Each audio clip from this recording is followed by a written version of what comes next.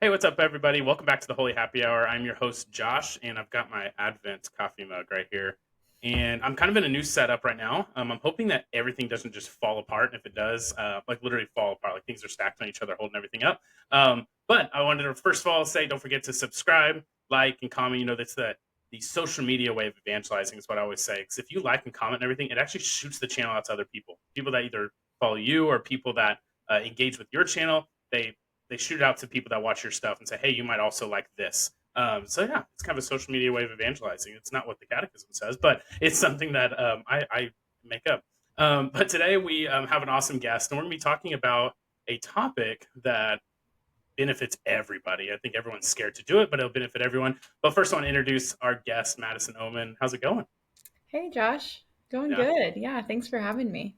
Yeah, absolutely. I love the ambiance you have is awesome. Like the Oh, thank you. fire's going. You can see Yeah. like the crucifix up there at the top. Like that's awesome. Yeah, I'm just in my Uh, living room, so nice. Hey, it's a great setup. Sometimes that's the perfect place. Like yeah. some people get on this and they like you can tell that they tried to find like a blank space, but sometimes it's like no, the Yeah, natural space is honestly better sometimes. But yeah, well, cozy. welcome to the Holy Happy Hour podcast. Thank you. Yeah, I'm glad to have you on. And as soon as you left our house the other day, I was like, told Lindsay, I was like, I better have her on sometime. Maybe probably talking about that topic right there. Oh yeah. But yeah, so we'll get into that and we'll kind of get into your story first. But first of all, I wanted to tell everyone, got a new studio. So this is kind of the new setup.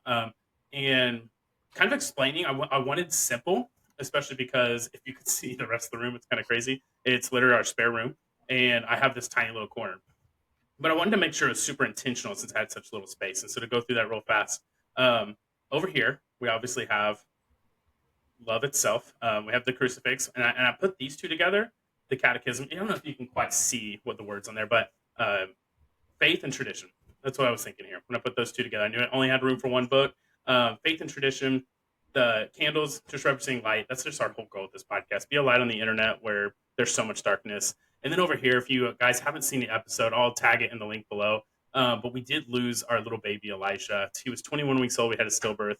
It was terrible, but we had a whole lot of blessings come out of it as well. So I wanted to honor him as well with a awesome painting. I cannot remember who gave it to us. So I'm sorry if you're watching this and you gave it to us, but Lindsay will remember. I'll put a thank you in the comments section. But anyway, yeah, I wanted to explain that real fast. So That's wanted to pass it beautiful. over. Yeah, I try to be like purposeful with it, especially because I want to be able to do this more. I want to be in here a lot. So I was like, if I'm gonna be here a lot, I Yeah. want to make sure I'm comfortable and like I love the background. And yeah, so now the next step is upgrading things, nicer cameras, nicer everything. So yeah, but I want to get Yeah. into you now. Let's pass over to you. So Oh, tell me.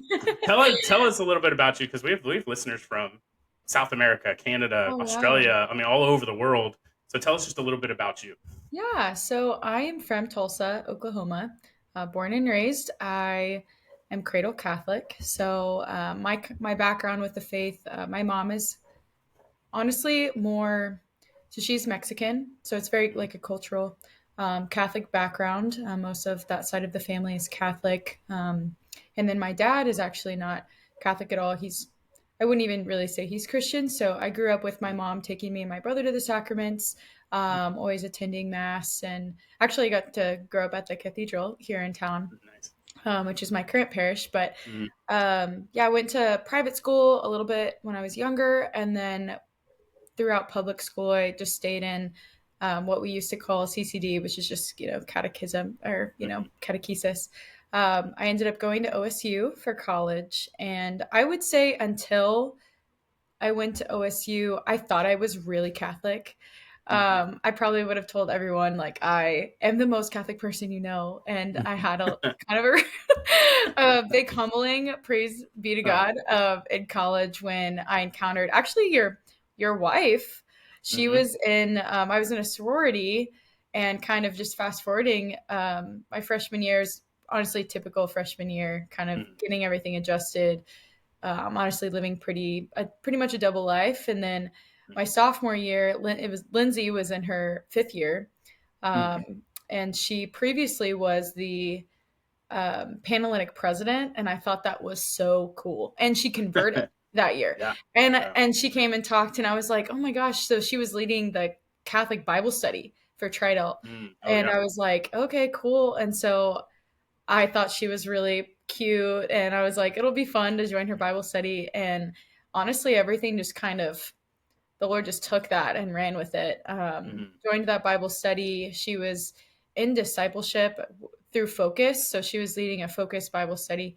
Um, and one of our good friends, Krista, she was in discipleship with. And I just kept asking more questions. And she actually lived really close to Tridelt, and I was living there that year. Hmm. And the slow build was like, I went to Bible study, and then she told me about adoration, and I had never heard of adoration before, even though I was the most Catholic Mm. person in the world. Yeah. Yeah. And so I got to experience that.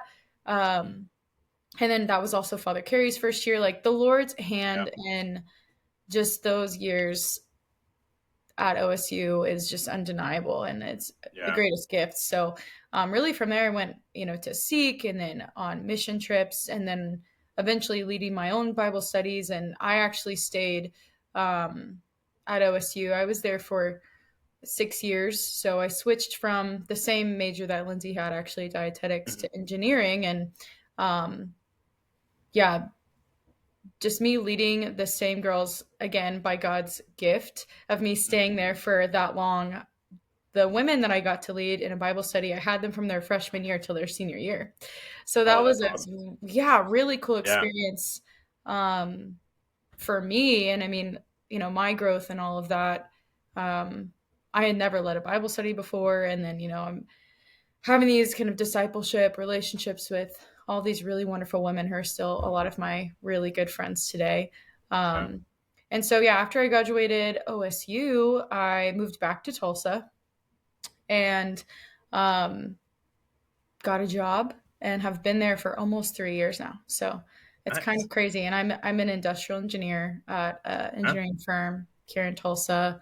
Nice. Um, yeah, so that's kind of my Yeah. overall background. But That's awesome. And that's good to yeah, know because when we get into the topic, we'll be coming from two different places. One place where you work, where it's like a secular place where you right. evangelize, and then mine being like I literally work at a Catholic church, but there's still evangelizing within it.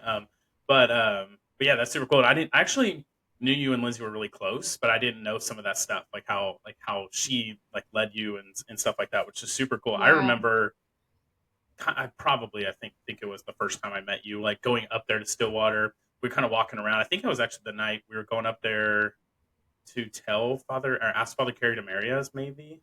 It might have been before that. I can't remember. But Yeah. it was one of those times. But I remember going up there and seeing like the old St. John. That was like the only time Yes. I ever went there. But Yeah. there's crazy good stuff happening up there in Stillwater. And it's Oh my insane gosh. to hear. And every time everyone's like, where'd you go to school? And I converted 5 years ago, way after college. Actually, been 5 years after college. Um, Yeah. and so when I tell people I went to OSU, they're like, "Oh, so that's St. John's. You went to?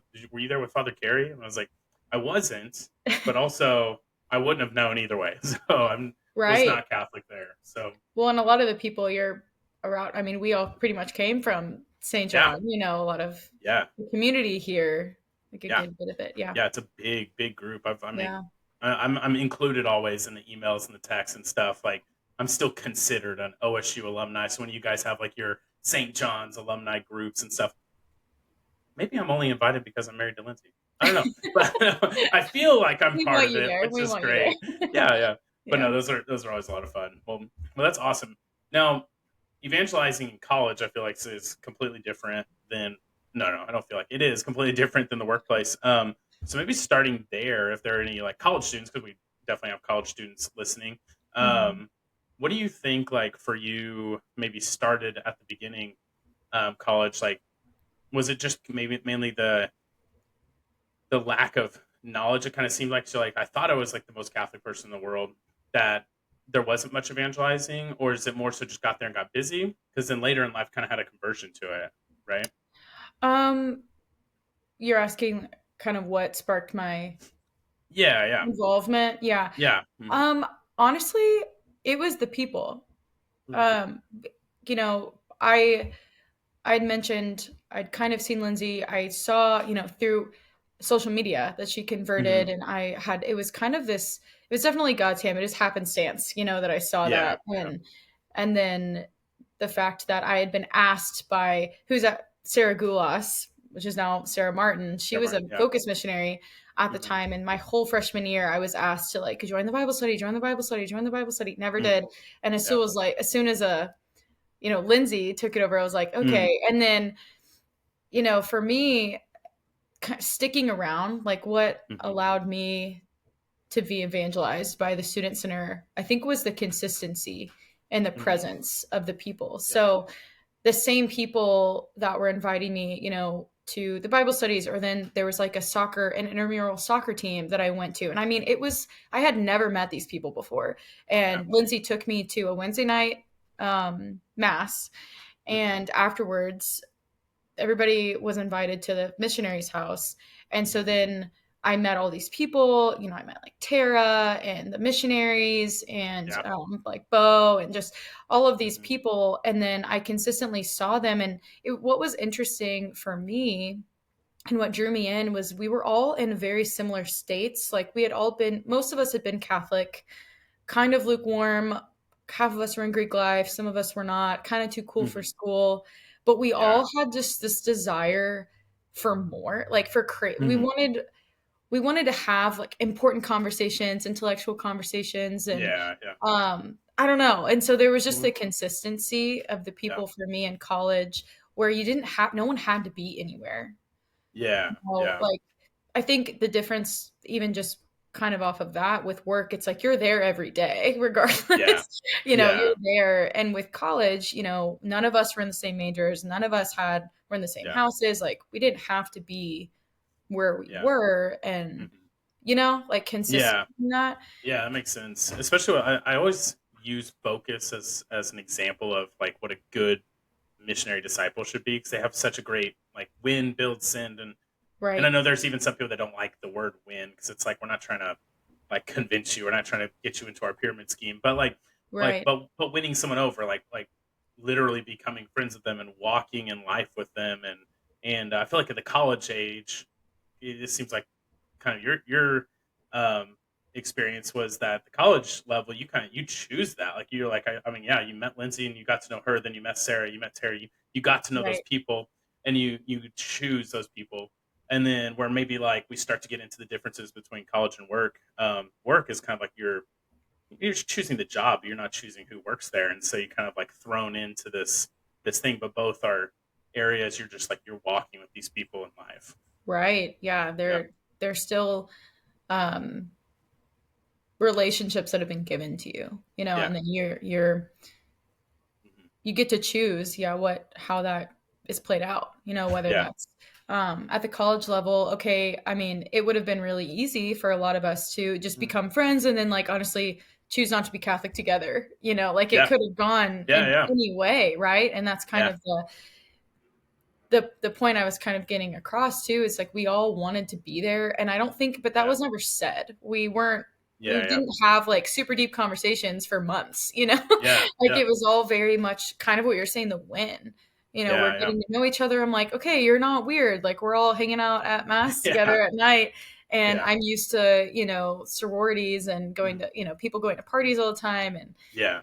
and then it's like, oh, I encounter these people that um these missionaries who are, over 21, they're drinking, but they're not, drunk, and they're having a Yeah. good time, and they're I don't know, there's just Yeah. what I didn't know at the time is I was witnessing just natural virtue, or, Yeah. virtue in practice that Mhm. allowed and facilitated relationships Yeah. um that were sustainable. And I mean, Yeah. those people I'm still friends with almost 10 years later, Yeah.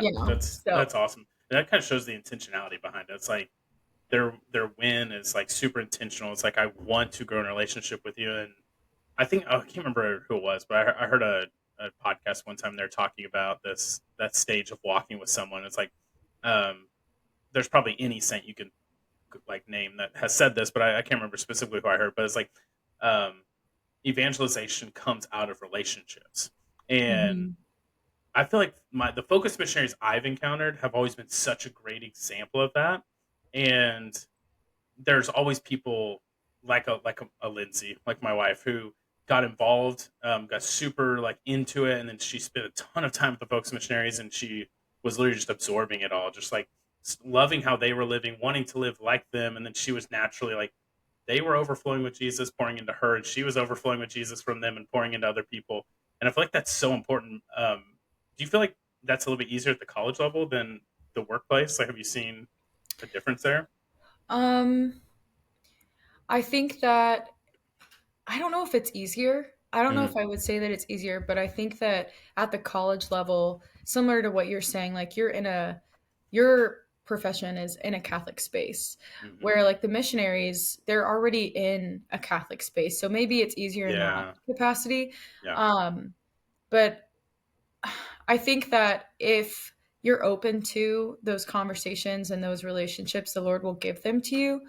regardless of where you're at.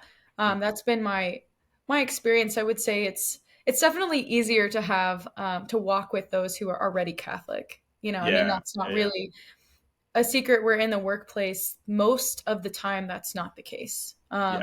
Yeah. And so I guess in that degree, it can be easier, but sometimes in college, I mean, I would say to your point, I mean, a lot Hmm. of the relationships I had and what focus the missionaries really tried to instill in us was building that trust and the friendship. So Hmm. then evangelization that happens what you said in relationship, but in like more difficult conversations, right, being Hmm. challenged.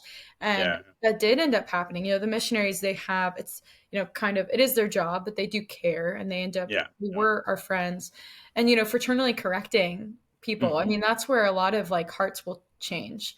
Yeah. And I mean, my friends that I made, and back in those days, Lindsay, Caleb, all of, I Hmm. could name drop a lot of people that, I Yeah. mean, there not a single one of them in our friendship have I not had fraternal, either way, Hmm.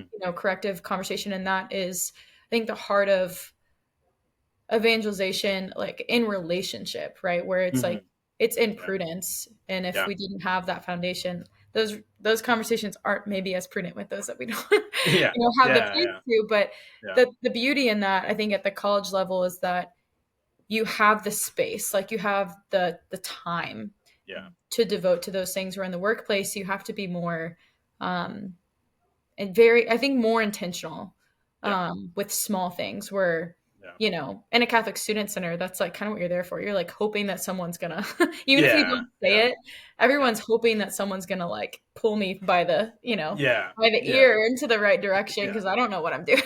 Yeah. Would you Yeah. say that? Like, Yeah. Yeah. I yeah. think so too. And even in my setting, like the college students and focus missionaries versus like me, yeah, they're naturally just like if a focus missionary's in, especially if they're in the building, early even on campus, like grabbing someone, inviting them into Bible study, or like talking to them. I mean, like cold turkey asking them Yep. is more makes more sense and more common. Even in my job, I'm like, it's still. I mean, I do fundraising for anyone that's watching that doesn't know, but I meet with donors that are Catholic, and it wouldn't be weird for me to ask them like how has your prayer life been going? Is there anything I could pray for you about? That wouldn't be strange. But maybe in your setting, if you don't know the person well enough, it could be a little strange or come across if it's like the first a new coworker and their first time you've met them, and it's just like, yeah, like are you going to church anywhere? Like how's your prayer life? Or I'm like, Right. what in the world? But yeah, I think I definitely agree. And kind of getting into the workplace, what does that look like for you?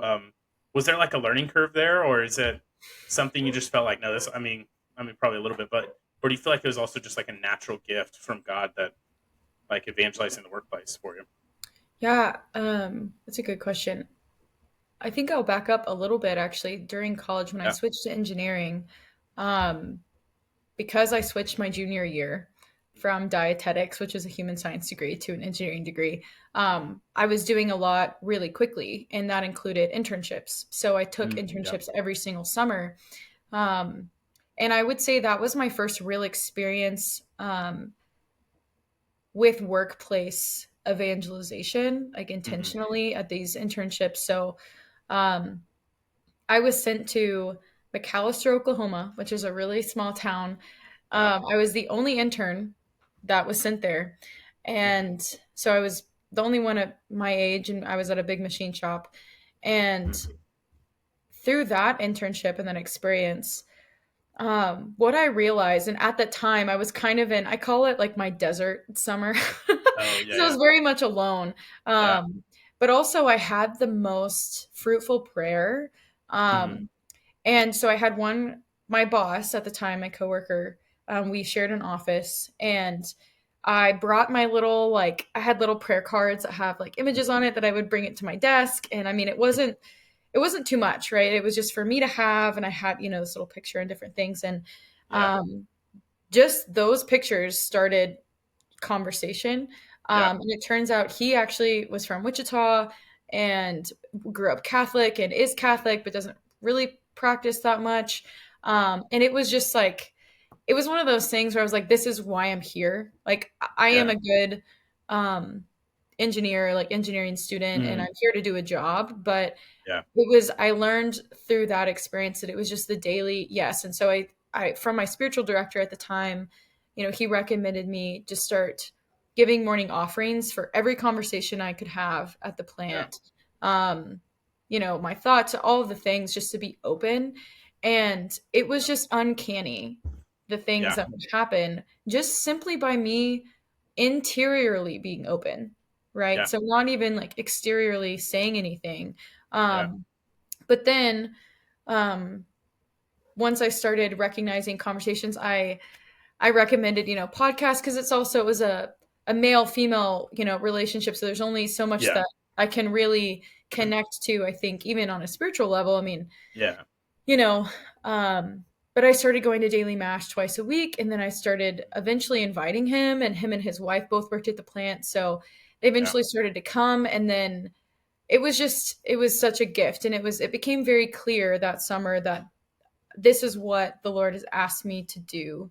Yeah. um because I do think that I have a gift. There's a charism that people feel, you always hear like people say like, man, I say one thing and people just open their heart to me. It's like I don't. And I think there's Yeah. something sometimes that can be the person sharing, but I think Mhm. oftentimes there's something about um the person who's receiving, the Mhm. information that is making someone feel comfortable to share their life. And Yeah. um, so I think there's a charism there, but at the same time, I've learned to not be afraid to just mention that I'm going to mass, like not even Mhm. inviting, right? Yeah. Yeah. So I think through that, because, you know, I had a couple summers of similar experiences where, Mhm. man, I'm just saying what I'm doing in my life. Mhm. Yeah. And that's causing these really wonderful conversations and relationships. And Yeah. and so Yeah.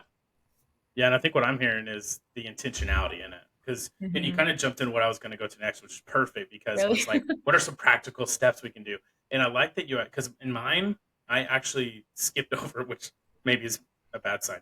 But I went straight into step one. You could keep little things at your desk, or little things like you could wear like a necklace, or Right. sponsor drop. You could like wear something sacrilegious like the polos that are super cool. They're back in stock. Use Nice. promo code happy for 10% off. But yeah, like doing things that are subtle for yourself. Yeah, like you said, putting prayer cards, or like having a little. We got little desk crucifixes for from Acts, and they said, hey, put these on your desk. It'll remind you to pray throughout the day. And I love that. And that was my first thing. Like that was my first step. But like you actually took it a step further, which is probably where it should start, which is like in your interior life, like Mhm. praying for the conversations you might have. Um, and something Father Elkin said recently is that he does every single morning. He wakes up and he does a few things, but one of the things in his schedule, it's like the third or fourth thing, is he takes his schedule for the day in his prayer time and he prays for every individual thing. So I Mm. jujitsu. So I pray for the safety of everyone going to be involved today. Help us to get a good workout, but not kill each other. And then he said, going on to the other things like, oh, we have an admin meeting for Christ the King. We like just pray that we're like being fruitful and we're stewarding your money. And then he's got like a spiritual direction. I pray for this person. These are the struggles they're going through. And he Mm. like just super intentional, like went and prayed for everything. And that got me thinking because I was like so that wasn't my number one.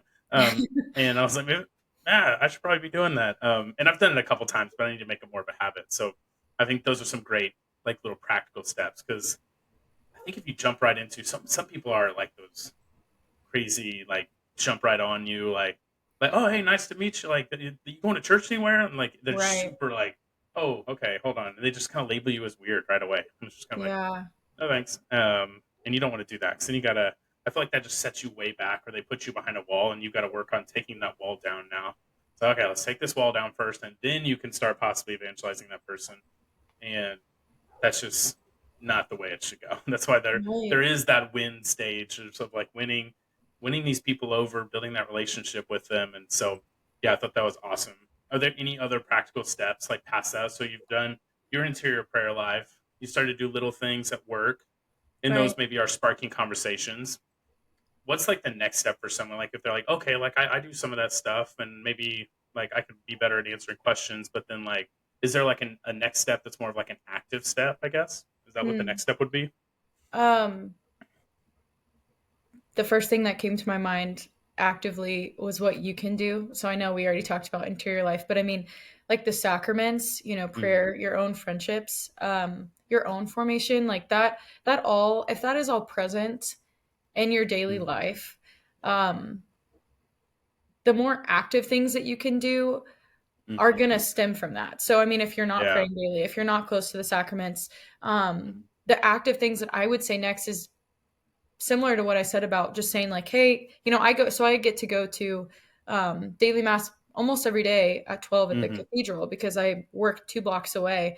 Yeah. And so if I wasn't going to mass every day, the active thing of me saying like, okay, I'm going to be at mass, I'll be right back, or I'll see you Yeah. after Yeah. mass, Mm-hmm. like Yeah. those things, um, because really for me, the active thing, people love to talk about what they love, Yeah. and so for me, making it in normal conversation that Mm-hmm. like, oh, whenever people ask like, what'd you do this weekend, I mean, I don't know if you normally say like, oh, we went to the park and then we went to this and then we went to mass at 12 and then man, after mass like we did that, Mm-hmm. there's like, it Yeah. should just be in your normal Mm-hmm. sharing with you, especially with your Yeah. coworkers that you are in relationship with, Yeah. because that's really who you should start with, Mm-hmm. unless the Holy Spirit prompts you, in a different Mm-hmm. conversation. But Yeah. like for me, I have an office mate now, which I didn't before. And, she didn't know me at all, but I have, I have, again, like the images on my bookshelf. And she's like, yeah, I figured you were Catholic, but Mm-hmm. then I didn't press into that. I kind of Yeah. let things come up naturally. But Yeah. the active things are, I'm not afraid to tell her like, "Oh, I offered mass for you the other day," and Mm-hmm. she may have no idea what that means. And I'm not just Yeah. gonna Yeah. sit there and like be like, "And that means this, this, this," not to like leave a cliffhanger, but kind of, Yeah. Yeah. Yeah. like Yeah. kind of a little bit. Yeah. Um, but I don't know, people should know that you're Catholic, like Yeah. really without you having to Mm-hmm.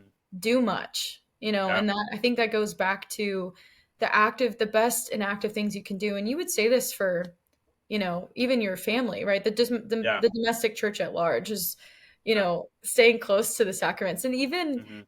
I don't know, like the church asking us to do the normal things that we ought to do, like during the Mm-hmm. liturgical seasons, Yeah. things for me, like actively, it's living a liturgical life and people just notice it. Like me Yeah. not eating meat on Fridays Yeah. or like praying, like I Yeah. had this conversation with Father O'Brien the other Mm-hmm. day, about how sometimes you can really get into like a crunch over like if you're in a big Mm-hmm. lunch, and Yeah. kind of be more shy, but to not be shy about it. You're not bothering Yeah. anyone, Yeah. you're praying silently to yourself. And Mm-hmm. um but yeah, I think Yeah. in the workplace, especially just going back to the tangible, is just being like Yeah. sharing your own conversations, like Mm-hmm. if you're talking to your coworkers, because I mean, you can really get, I mean, we're so busy right now. I don't know what the busiest time of year is for you, like when, fundraising is, you can really Yeah. get in at work. It's super easy to just be like, I just need to get my stuff done and like get out of here and not Yeah. focus on the people, Mm-hmm. that Yeah. you're encountering. And Yeah. kind of going back to, I have to remind myself constantly every Yeah. week, like, okay, I'm here to do my work, but the Lord has brought me here not Yeah. just to do this job. Yeah. And if I'm not open to that, and that's partially why my heart and soul needs to go to mass every day so that I can kind of Mm-hmm. recollect. And then sometimes it's not till after lunch and I'm like, okay, I need to connect with this person, or these people, or Yeah. like, Yeah. you know, um, Yeah. Absolutely. Yeah. And I think oh, I was kind of thinking about this while you were talking was I used to be a sales manager, or like, well, I guess a studio manager, but sales manager for Orange Theory. And we would have people sometimes, like these sales associates, that would take class like once a month or twice a month, like barely ever. and they were normally the worst salespeople. Like they were so bad. And I was like, why are you so nervous to like pitch this top membership, like this unlimited? This person wants to lose 30 pounds in the next 6 months. Like, why are you nervous to pitch this? And they were like, I don't know. Like, I don't know why I'm nervous. And so my question that I was thinking of, and I'll kind of give my answer for it first, and you can add anything to it. Is like some people might be thinking is like, why do I get so nervous for like saying something, Mm, doing something, showing that I'm Catholic? And I think that it honestly goes back to the interior life again. I think that if you're not confident in your own faith, in your own prayer life, in the sacraments, like it honestly might be the Lord is revealing something to you. mm, Like, if I'm not willing to talk about the Catholic faith, or if I'm not willing to possibly get in like a tough conversation because of like reaching out to someone, not that you would like bring up like have some major objection at work or something. You definitely want to avoid that. Like that's not going to be good. right. And actually, in my notes, I watched a podcast today. Trent Horn said in his recommendations is like be super cautious at work. You can be a little bit more reckless if it's a stranger on the street. You can be a little bit more reckless with friends because you have this great relationship. At a workplace, you also have to think about your career. But I think the Lord can reveal how distant you are from Him through how you feel about any of the things you've said so far. So if Mm, like you're like, what if I put a crucifix on my desk? They might ask me what it is. Or if I put these saint cards on my desk that I love, like they might ask me who they are. Or they might ask me about them, or they may say like, Catholics worship saints. So you might get nervous about it all, and I feel like that almost just reveals like maybe some distance you might have from your faith or from God. And that may be too harsh to say, but that's my thought. no, no, I think there's more to that. I mean, I would even go deeper in saying that, I mean, you're by placing those things and making those things Mm-hmm. visible and available to people allows you to be rejected too. You Mm-hmm. Yeah, know, like it's not yeah, even like, am I nervous to answer, like to not have the answers? Because I mm-hmm. mean, none of us have all of the answers. And even Yeah, if, I mean, our memories are really weak. And even if I mm-hmm. knew, some great, Aquinas like teaching years ago, I may Yeah, not remember it now, mm-hmm. Yeah, yeah, but I think that kind of to lean in more to what you're saying, mm-hmm. there is a vulnerability Mm-hmm. to allowing that because I mean, it's not a secret, I mean, Christians at Mm-hmm. large, but to be Catholic and especially somewhere where we live, we're a minority, Mm-hmm. there's not a single other Catholic in my office. I Yeah, mean, yeah, there's a lot of mhm, Christians, and that is a yeah, gift. And I have a very wonderful and special workplace where mhm, I get to have these conversations really openly and get to be Catholic very openly, and I'm not yeah, worried about that at all. yeah, But there is a risk to that, and yeah, if you're afraid to not being accepted or being like honestly loved by the people around you, even if they're your coworkers, like that's a mhm, big risk, yeah, like more yeah, so yeah, than just like what they think about it. It's yeah, there's you kind of have to humble yourself a bit yeah, to not be so worried about that, yeah, yeah, yeah, Um, absolutely. And I did have a question from someone I was talking to recently. He goes, he's not Catholic, but goes to the masses, and she goes, "Oh, you're doing that talk? That's gonna be great." Because I work with some guys that are some hardcore atheists. Like, mm, what would you do there? And I was just like, man, that's you just got to pray for those people. I mean, you don't hide anything. Like you don't hide anything, and that's a tough situation to be in. And that is one of those situations where I think they also are going to have to be cautious. They're still in the workplace as well. And mhm. if anything ever felt hostile, like you should definitely like I don't know. That's like this sounds weird, and like I'm just telling you to tattle on your people, but like you should still be openly Catholic and don't worry about being persecuted. And I mean, Jesus tells us we will be persecuted. So, Right. but yeah, but he asked me that question, and that was kind of an example of what you're saying. Like, don't feel like you have to have all the answers. Like, I don't have all the answers. I actually make a joke all the time. My episode's called Thoughts with Josh, where there's episodes with just me. And I say, if you come here for the deepest theological answers, the Thomas Aquinas, the St. Paul's, like you've come to the right place because in the link below there's catholicanswers.com, like go there. I don't have the answers for you.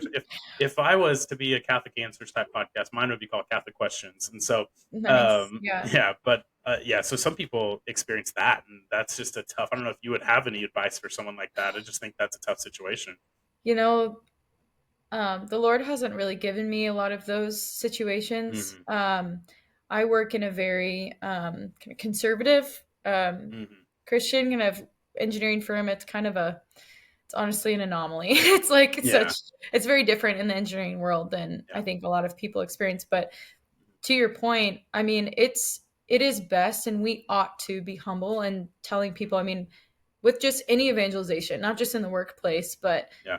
I mean, even today, someone asked me something about Pope Francis, and I was like, if I don't know, because I don't keep Mhm. up with a lot of like news or Yeah. media, half the time I don't know, and they know more than I, or they're hearing more than I do, and I Yeah. always tell them, if I don't know the answer, I'll help you get it. And go Yeah. as you have your catechism up there. I actually brought a catechism up to my office, and I told Nice. only a couple of my coworkers who we talked about like purgatory and different things Hmm. because one of my coworkers lost a child this year as well, Hmm. and it was earlier this spring, and I just got to have I just again in those situations being able to say like I'm praying for you Yeah. is such a testament, and then they know I really am Yeah. because of the way I live my life.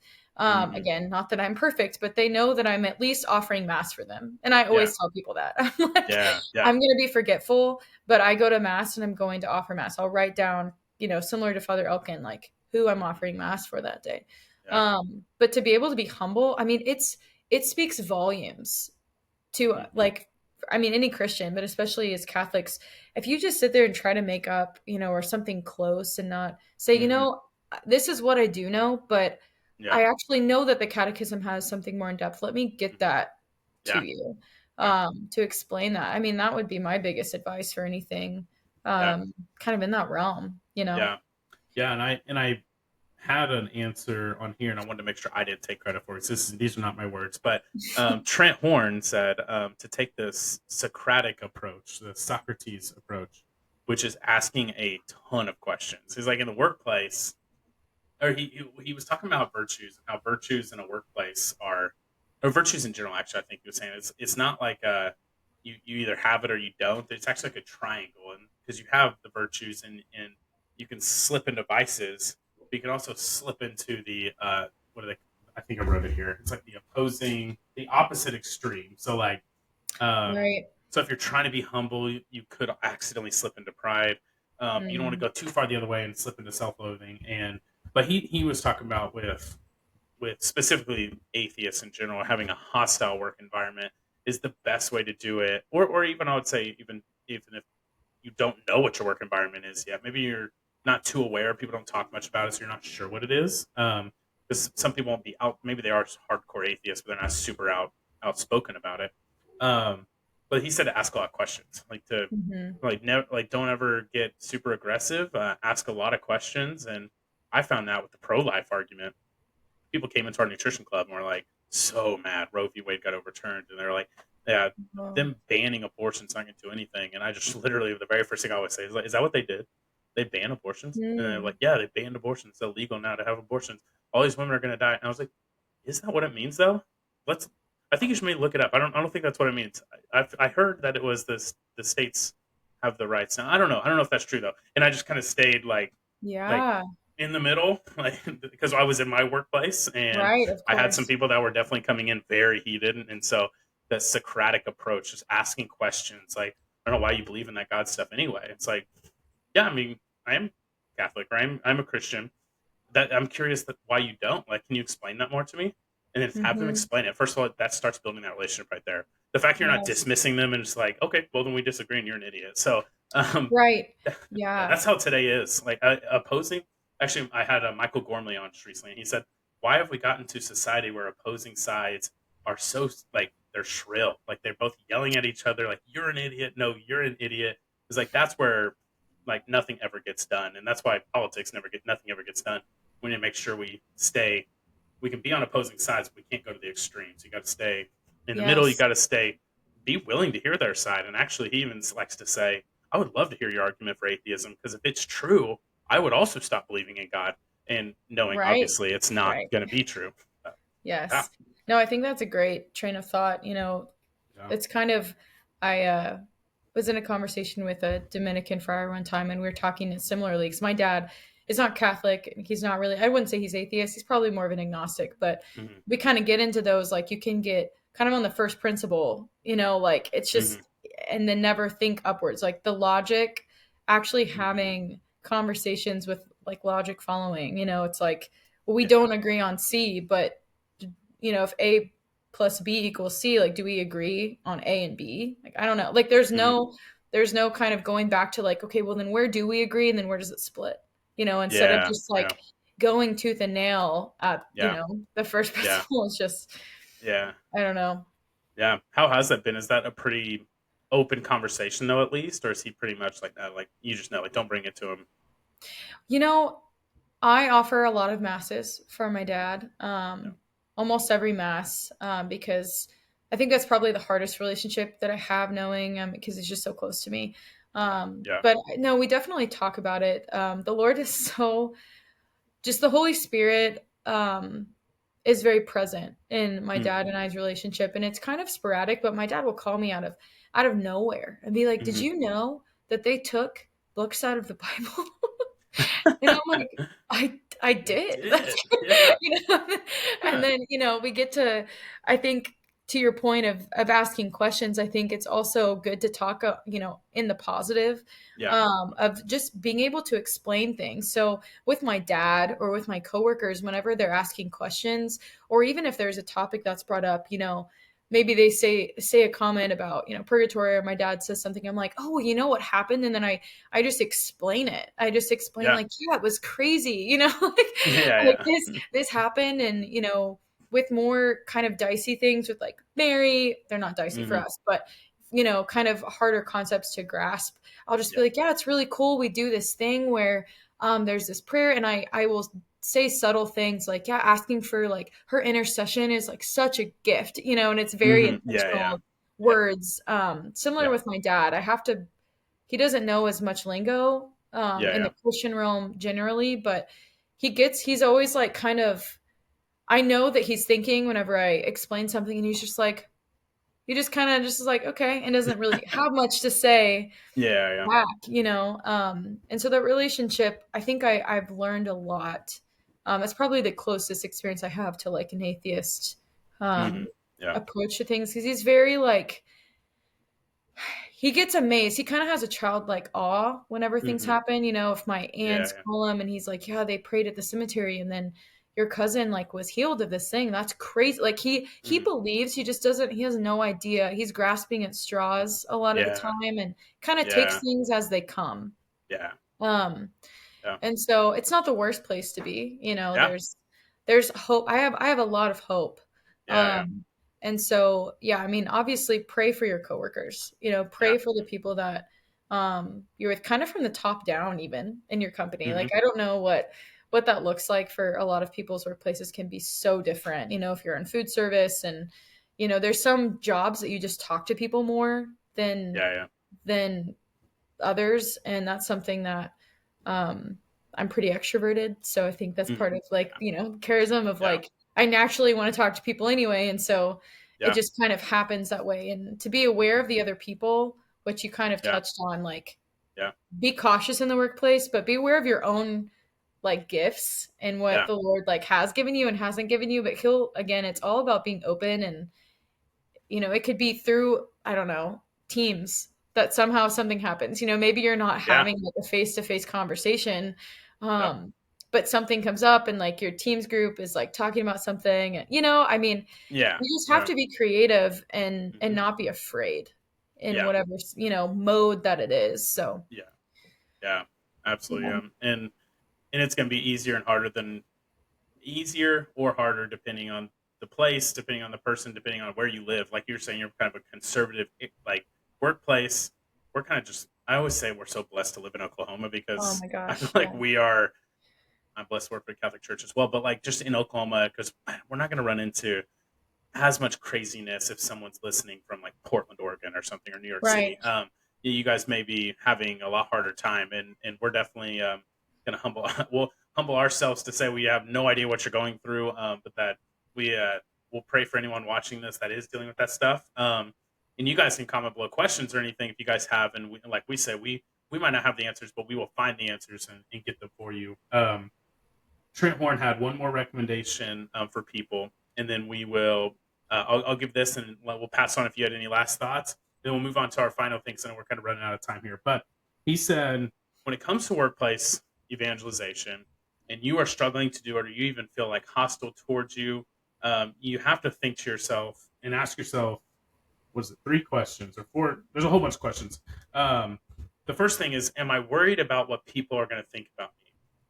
Because if that's the only thing you're worried about, then that's like an internal thing. That probably goes back to what we were saying. It's like you're probably feeling like you're probably there's probably distance. God's revealing like there's a distance between you guys. Or am I worried about the possibility of losing my job or something? Because if Mm. it's the possibility of losing your job, like man, my boss is gonna be so mad if I have this conversation, then you probably shouldn't have the conversation, or at least not in that setting. If something happens outside the workplace, there's probably an argument for it's different, but still just be cautious of that. Um, and then other things, he said two things to look for is the person actually interested? So I love what you're saying, like you just kind of live within yourself in the workplace, because then people are going to see it and be like, oh, you're going to mass again, like have fun or whatever. Or like, where do you go to mass at? Or I go to church here, and they'll all of a sudden have like shown some interest in like Christianity, or shown some interest in like your schedule, and like that's so cool, you go to mass all the time, whatever. Like he said, look for those people that are actually interested. Don't try to force it on anybody. He said, don't be an attorney cross-examining, be a gatherer of information, which is kind of, I think you Mm. kind of said earlier. So Yeah. I was like, Trent Horn said that, and I wrote it down when I watched it. I was like, that's such a great. It's like, don't ever be the attorney cross-examining. Be a gatherer gathering information. I was like, that's so great. So I Yeah, don't know no, if you that's great. have any more advice for people, like some last advice before we move on to the sync draft. Oh yeah, no, I loved all of those. I think the only other thing I would say is if anyone's feeling like they kind of have an like they're wanting to evangelize more in the workplace, just ask God for opportunities. Like, Yeah. I mean, you can do sometimes it just hasn't happened, like really for no fault of your own. But Mm-hmm. you can ask the Lord, like if there's a specific employee, don't just be like, gosh, I'm just like, I mean, it would be good if you wanted to share it with anyone, but Yeah. Yeah. usually if there's a prompting, like in your morning prayers or, Mm-hmm. after any kind of interaction with a coworker, just ask for the opportunity to share Mm-hmm. anything, with the Yeah. faith, or just to have an intentional conversation. You will know, the Yeah. Holy Spirit will move, and you'll if you're again aware and open and in that relationship and Mm-hmm. constant prayer with God, you'll be extremely aware of the person and Yeah. interiorly like, oh, okay, this is Mm-hmm. this is a conversation I've been praying for over the past couple weeks, and it's Yeah. happening, and I didn't know what it was going to be, but just ask for the Yeah. opportunity to start up the conversation with Yeah. that atheist coworker or Mm-hmm. whatever. And it could be off, I mean, about tennis, like it could Yeah. come from any topic, Yeah. Mm-hmm. um but yeah, that would be kind of Yeah. my last. And thinking like those atheist coworkers too, like if you truly did believe, and you have to put yourself in their shoes, that there is no God, that we live this life, and then there's nothing afterwards. Like how sad is that? Like that's Yeah. like okay, so what, you just die and then you just like don't exist anymore. Like you go into it like an eternal. I was like picture like an eternal blackness where you're just kind of like Right. sitting there in a dark room or whatever, and like I guess it's just the end of life or whatever. Like that's so like Yeah. that's a sad place to be. And so those people that truly believe that have got to be like have a deep down like sadness or something. Their Mm, soul is definitely sad, and so something to keep praying for them. The last definitely. advice I had, which is kind of a funny one, but it makes sense, is I always told my salespeople is what's your favorite thing in the world? So like for you, like what's your favorite secular thing? Like not Catholic world, but like just regular world, sports, movies, whatever. Probably like music or something. Yeah. Okay, who's your I favorite love music. artist Um, besides Taylor Swift? but No, I'm just yeah, kidding. I don't listen to Taylor Swift. Just kidding. Fun fact. Uh, My favorite band's Kings of Leon.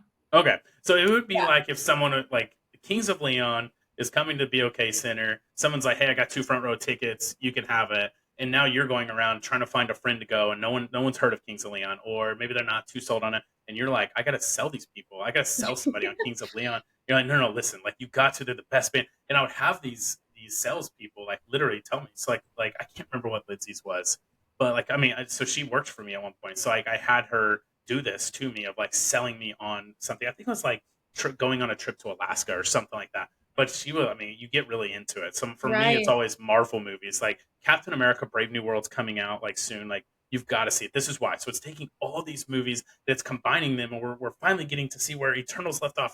And all of a sudden, you can Yeah. just like hear the excitement, see the joy in somebody that's talking about something they love. It's like practicing with something like that, where you get that confidence, is always such a great place to start. Mhm. And getting with people where it's like, I want to practice evangelizing. I mean, we talk about it in discipleship all the time. We practiced sharing our testimony, so we acted as if the other two people were not Catholic, and we were sharing our testimonies with them, and it was super cool. And then the other one, I always tell them, I was like, you guys need to, okay, like you're still struggling a little bit with getting in front of people. You guys need to go do karaoke tonight. I'm like, what? And I learned this from experience. But That as is so soon as funny. you can get on stage and sing in front of people, you can do anything. You can talk to anybody about anything. So Yeah, it's a good point. It is yeah, a skill, you know, yeah. you can practice. So, Yeah, yeah. yeah. So two things: Yeah. pray about it and do karaoke, and you will be You'll be great in the set. workplace. So Yeah. awesome. Well, okay, we're gonna close out with the great old Saint draft. And so, if you guys haven't heard about this, this is the I call it the famous Saint draft because I can call it whatever I want, and it's not famous, but I'm a big sports fan, and I love the draft. I love seeing like where teams pick their players from the college level. They're going pro, and they're picking their starting five, or they're picking players to add to their starting five. And I'm just like, man, why did the GMs pick that person for that reason? And so what we're going to do is go back and forth, drafting our starting five Saints. We'll do a plus Okay. the sixth man. It's usually like a blessed. Um, but our starting five Saints, and once you pick that Saint, they're off the table. All you have to do is just tell me what Saint you're picking, and then why, and that'll be your number one pick. Then I'll pick my number one pick. We'll go back and forth. And then you guys comment Okay. below who you think had the best Saint team, which there's no wrong answer. It's two teams of Saints.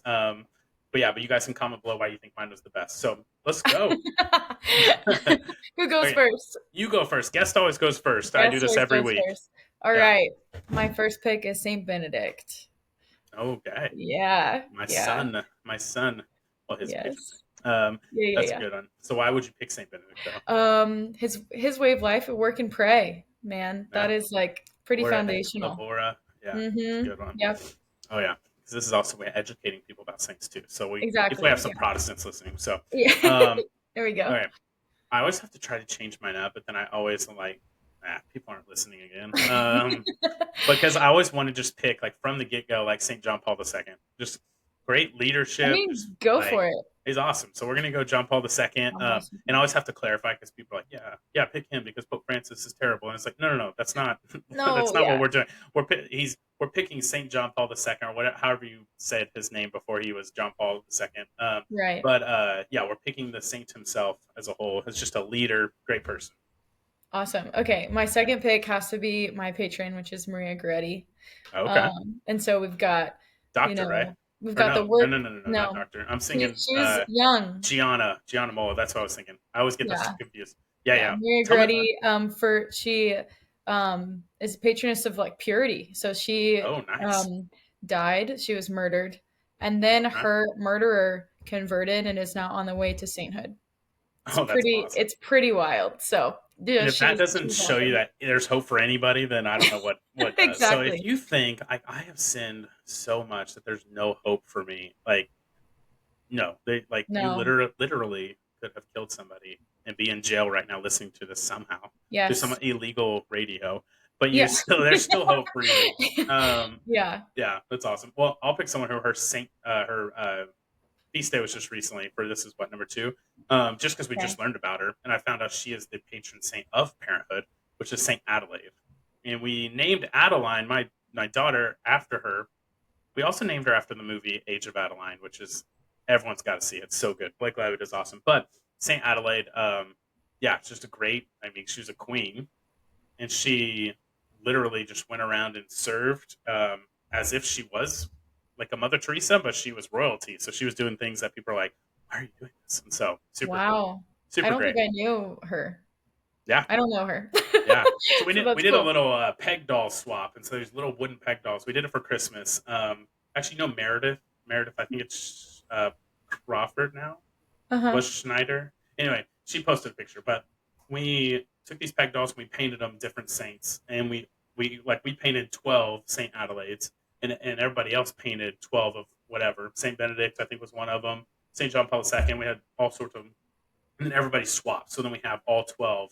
So We have 12 different ones, which was super cool. But we picked Saint Adelaide because her Wow. feast day was coming up, and we didn't know much about her either. So we're like, we need to read about her. So Yeah, that's cool. yeah, Nice. yeah. Okay, so Number three. three. Yep. Okay, his this guy, his feast day was actually recently too. Saint John of the Cross. Okay. Nice. So mainly for his interior life and just Yeah. faith in Christ. So Yeah. he's just so, I mean, he had a, I use the Magnificat as my mass Hmm. companion, Yeah. and there was the meditation of the day for his feast day, and one Yeah. of the lines was, "The man who avoids prayer avoids all that is good," and I was just like, Ooh.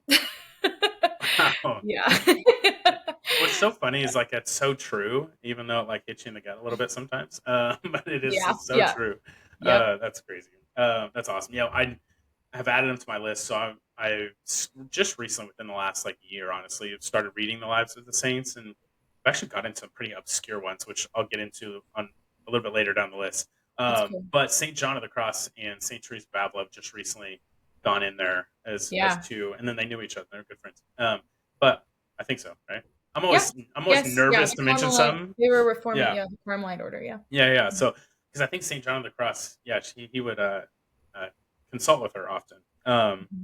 Yeah, so he's awesome. So I'm gonna go with another one that's come up recently. It's our patron saint for our Acts retreat, which is Saint Jose Maria Escriva. Oh Just a yes, great patron saint of parish priests, I believe. But he just awesome. There's yeah. a little tiny book, and I actually meant to bring it. I left that book and another book uh, that I actually had stuff highlighted for this episode, so I Oh, left it bummer. at work.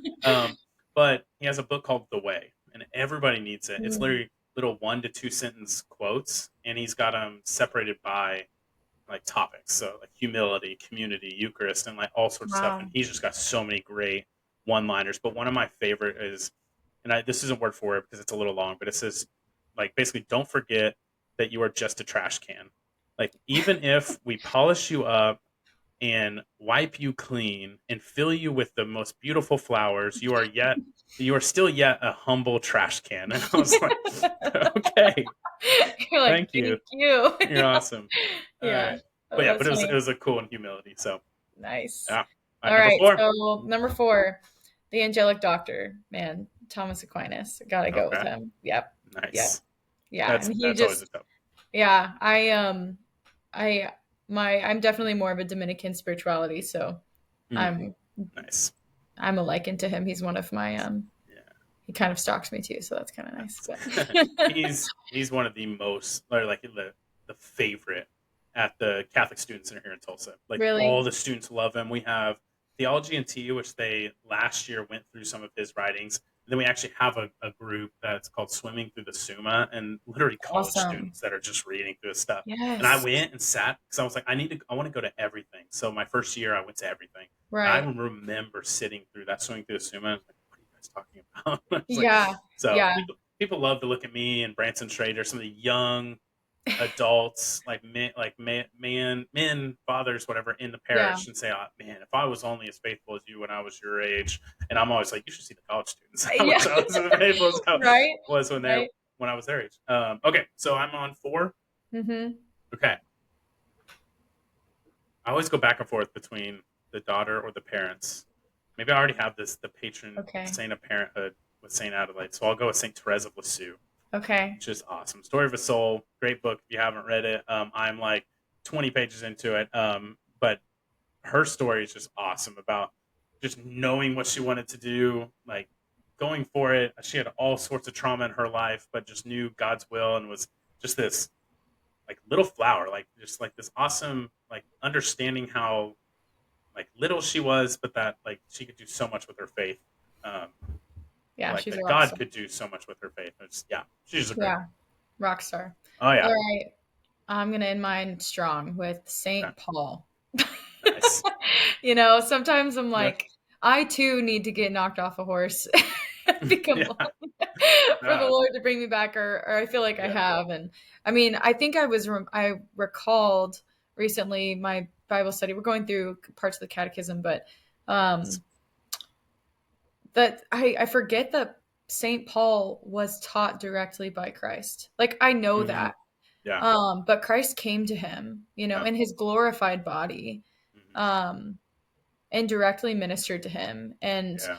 um, I was reminded through that. I think I'm going through OCIA with a couple I'm sponsoring, and um, my spiritual director mentioned, like, we forget that St. Paul's writings are the first accounts of the Eucharist, because they were Yeah. written before the Gospels. And so, Yeah. man, I was just like, I need to Yeah. ask her Paul's Yeah. intercession more. So Yeah. my last one. Yeah. Yep. And I always feel like I have advice for people, but it's like not from me. It's from either God or from the writings of St. Paul. But I love in First Hmm. Corinthians when this kind of goes back to again advice for like workplace evangelization. But in First Corinthians, he like reminds them, like, I came to you not that of knowledge, but that of great faith, or something like that. Like Yes. again, Yeah. not a quote, but it's like in the first chapter, and he's like, I love he first of all does his greeting, like, I love you brothers, like, it's great, awesome. What the hell are you doing? Basically, Yeah. it's what Yes. he's like. Yes. But he reminds him, like, I didn't come to you with great knowledge, and so he wasn't like the smartest person. So like workplace Right. evangelization, you think you're